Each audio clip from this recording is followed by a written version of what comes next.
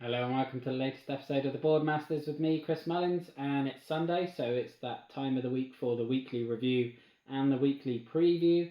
And this one is an exciting one for me because obviously, if you followed the channel for any length of time, you know I've spoken extensively about how many games I've got backed that seemingly one day will mystically arrive at my door. Well, this week the first two have arrived, so they're starting to creep through, and that has got me all kinds of excited for the next few months because that hopefully implies that we're going to get at least, I would hope, a couple of dozen by the end of the year, which is going to be so much fun, but also so stressful trying to balance them and try and make sure they get to the table as soon as possible is going to be tricky to say the least.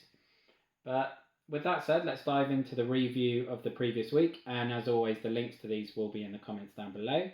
So on Monday, it was my first playthrough video of Legendary Marvel and the start of a new series. I'm going to probably look to do around 8 to 10 videos. I think it's 8 schemes in there, so I'll probably try and cover at least all of them once. On Tuesday, it was my unboxing of Star Wars Rebellion, which is now down there on my shelf. But that one was very exciting. Not the flashiest of components by any means, but in terms of its grand scale, it's definitely the biggest thing in my collection. And it's got me all kinds of excited to, again, try and find some time to get that to the table. On Wednesday, Chris was with me for Scenario 4 in our playthrough of Gloomhaven Jaws of the Lion. And this was the first one where I made the terrible mistake that we had a 3-week gap, unfortunately, between Scenario 3 and 4. And in that time period, I convinced myself that monsters do whatever is on their AI card. And in addition, they do whatever their standard stats are. So if they always have a move and attack of 2 each, they will do those regardless of what's on the AI card. So that made Scenarios 4 and 5 in this series incredibly hard. On Thursday, I did a quick review of the table we're on. So the Megan table from Geek and Sun that was on Kickstarter last year. And I'm already in love with it, basically. On Friday, Stace was with me for the third and final playthrough of the Disney Villainous Core Box. We were tied at 1-1 going into this one, so it's winner take all, and it was Ursula versus Captain Hook, so the Battle of the Ocean. So check that out if you want to see who wins that series. And then on Saturday, Royal Camera, the filmmaking board game, hit the channel with an unboxing video. And again, similar to Rebellion, it's not one with the flashiest components. It's not one that's going to have you drawing over minis or anything. I didn't really recognise it in the video, but I think that is my first proper Game Trays insert as well. And I really did like the insert. It definitely made everything easy, but just the sense of fun around that game has got me really excited. So that's last week, and as I said, they'll be down in the video, in the description down below, the links. And then looking ahead to the next week, so the week starting Monday the 16th. On the Monday will be the second playthrough of Legendary Marvel. And spoiler alert, I didn't realise you could lose as quickly as I managed to in that game. It was all over very, very quickly.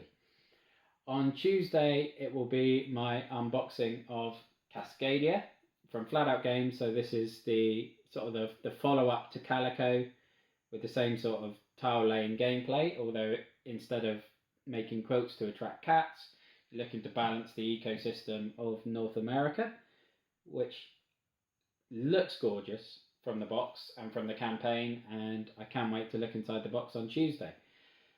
On Wednesday, it's going to be Scenario 5 of our Jaws of the Lion playthrough with me and Chris, and again, it will be on the ultra hard mode.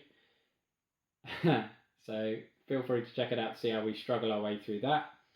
On Thursday, I've sort of been inspired by these two starting to arrive, and I know Tinner's Trail will be arriving next week as well. So I will be doing probably a top 5, potentially a top 10. I'll have a look to see how close they are, but a top 5 or a top 10 list on the next Kickstarter games that I'm expecting to be fulfilled. So just starting to get excited for those because, again, there's going to be a bunch over the next few months. And just from a channel perspective, I'm so excited because obviously almost all of the games I've featured so far have been games that have been out for 2, 3, 4, even more years than that. And obviously, whilst it's not all about Cult of the New in this hobby, it definitely helps with views on the channel. So from a selfish point of view, I can't wait to get these games, and also I can't wait to get these awesome looking and hopefully buzz generating games on the channel as soon as I can. So that will be Thursday. On Friday, Stacey's with me as we review the core box of Disney Villainous. And then on Saturday, I think it's going to be Alex and me playing Penguin Peril, which again is one of those games, kind of ironically given how excited I am to get the cool, exciting new games on the channel. I am still going to be doing the gameplay videos with Alex of games that probably shouldn't ever be showcased on a board game fan channel as such, but we will be playing Penguin Peril on Saturday, and I really do enjoy it, so I'm not apologising for it. But that is everything coming up next week, and that is basically everything for this video. So thank you very much for watching. Look after yourself, stay safe, and have a good one. Bye bye now.